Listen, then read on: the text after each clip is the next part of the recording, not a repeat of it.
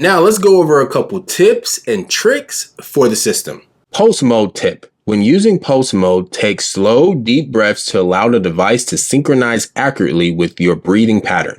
This ensures optimal timing and maximum hydrogen delivery. Hydrogen water functionality. The Nord Inhale 2.0 comes with a diffusion stone for making hydrogen water. While all hydrogen inhalation devices can technically generate H2 water, this device enhances efficiency with its dedicated diffusion stone attachment. Simply connect the tubing to the H2 port, place the stone in the glass of water, and let it bubble for 5 to 10 minutes on the 900 milliliter per minute setting. This process typically dissolves around 1.3 to 1.5 milligrams per liter or ppm of hydrogen gas into the water, providing a quick and convenient way to enjoy H2 enriched water.